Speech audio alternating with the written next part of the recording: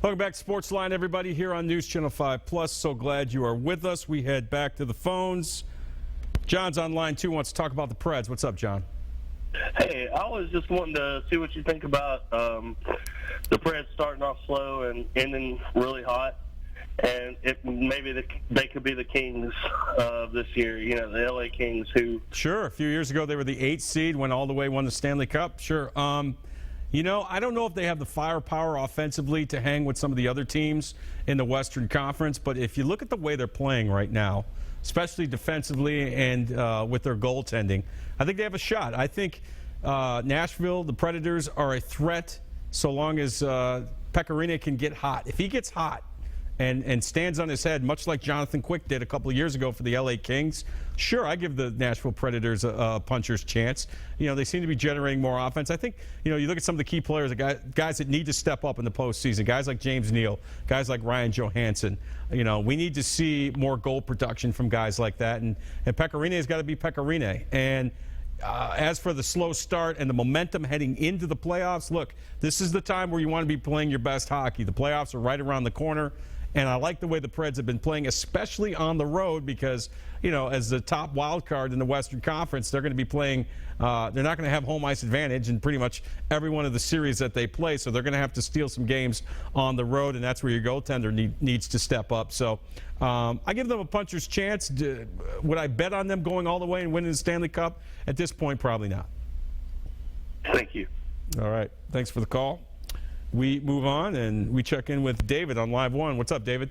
Yes, my question is, I noticed that that the Jaguars and the Texans signed the running backs, the free agents, just like the Titans. And I'm wondering, was there a bidding war between for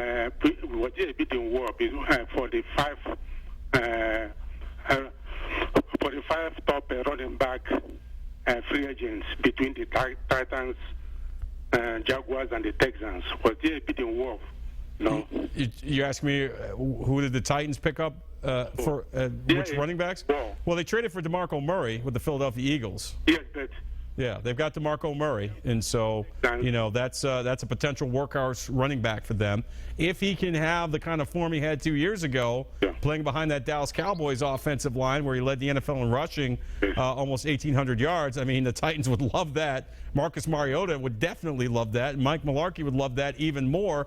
I don't know if they're looking for that kind of production, but they're looking for somebody that can keep the Titans offense ahead of the chains, provide a threat in the running game, and take a lot of pressure off Marcus Mariota.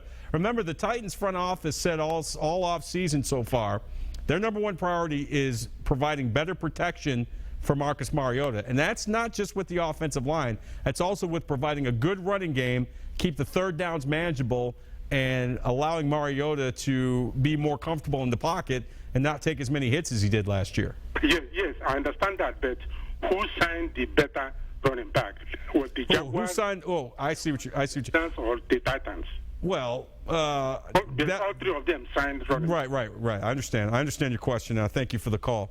Right now, I'm going to say the Titans. If, and it's a big if, but if DeMarco Murray can be the type of running back he was last year. Obviously, 2 years ago. Obviously, last year in Chip Kelly's system, it just didn't work. That's not the type of system for a one-cut-and-go running back like DeMarco Murray.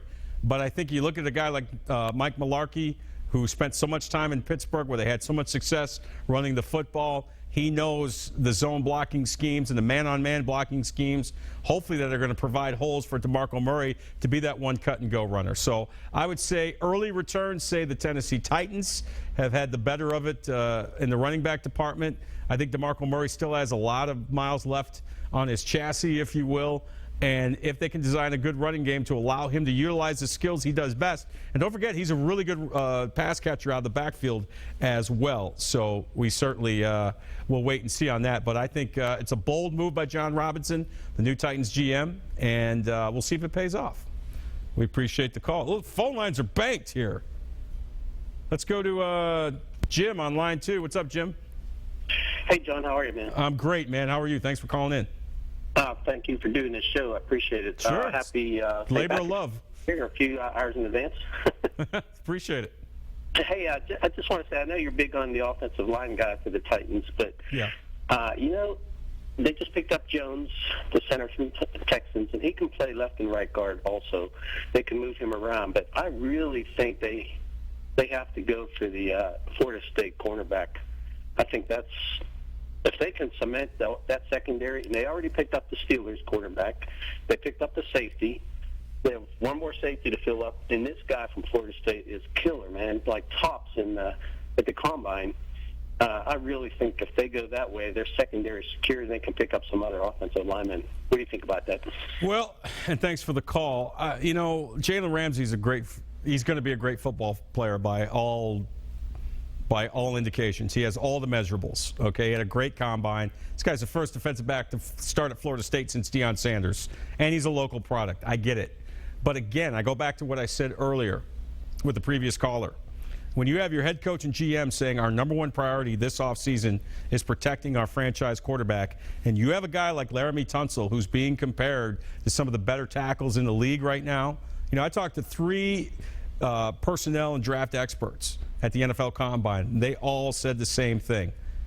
Stay at 1 and take Laramie Tunsil. I don't think you pass up on an opportunity to bring in a Laramie Tunsil, put him as your left tackle, move Taylor Lewan over to right tackle. Now you have 2 nice bookends, hopefully for the next decade, to protect Marcus Mariota. You combine that with the DeMarco Murray addition, and now you can maybe establish a running game to take pressure off your quarterback. Look, would I be upset if they took Jalen Ramsey? Absolutely not. This guy is going to be a stud. There's no question about that. And they could obviously get some linemen either later on here in free agency as the next wave comes in, or if they decide to trade down. But I think Tunsil's the guy. I think it just works. It's a good fit for both player and team. I think he's the guy you want right now. But again, if they took Jalen Ramsey, I'd be pretty excited about that too. All right. We are awaiting Adam Sparks from the Tennessee. We're going to get more into this Vanderbilt men's basketball situation, find out what the future might be for the program in regards to head coach Kevin Stallings' future, plus your phone calls. We're talking NFL draft. We're talking Preds. We are talking March Madness. Have you filled out your bracket? If you can pick out a perfect bracket, you have a chance to win a lot of money. We're going to tell you about that in just a little bit in case you missed it at the top of the show. All right, time for a break. Adam Sparks is next. Stay with us.